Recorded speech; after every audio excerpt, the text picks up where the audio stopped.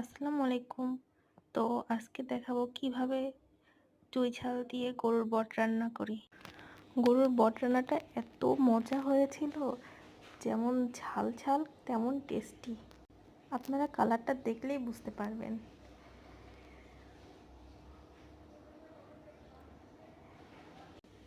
একটু রসুন, আলু আর বট একসাথে নিয়ে জাস্ট ওয়াও। তো আজকে পুরো প্রসেসটাই দেখাবো।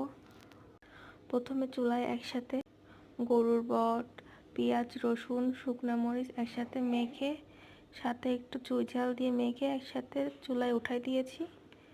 তো তারপরে গরম মশলার মধ্যে এলাচ বাটা আর জিরা বাটাটা দিয়েছি, দিয়ে একসাথে অনেকক্ষণ ধরে নাড়বো।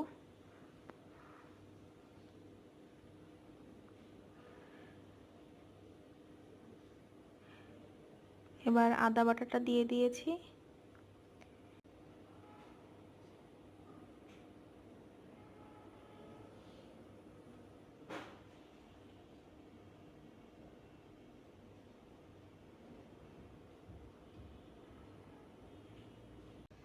গরুর বটটা অনেকক্ষণ ধরে কষাতে হবে।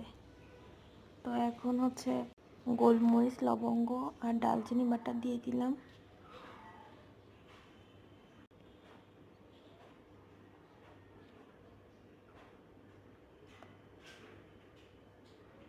হলুদ গুঁড়া দিয়ে দিলাম। হলুদ গুঁড়া একটু শেষের দিকে দিলে কালার ব্যালেন্সটা খুব সুন্দর হয়, এই জন্য আর কি একটু শেষের দিকে দিই।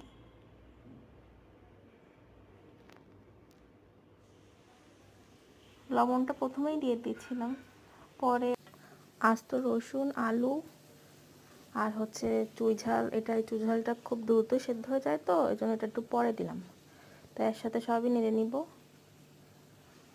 এবার সব একসাথে অনেকক্ষণ ধরে কষাবো, কষাইতে কষাইতে একেবারে ভাজি ভাজি হয়ে যাবে, তাহলে বটের একটা সুন্দর স্মেল বের হবে।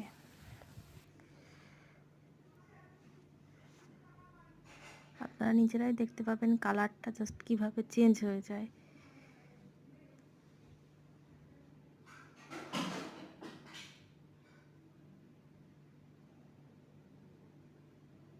দেখুন আমার প্রায় কষানো শেষের দিকে।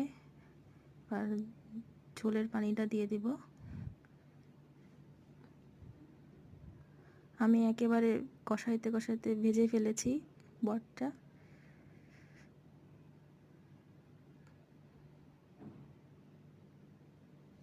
দেখুন কালারটা কি সুন্দর চলে এসেছে।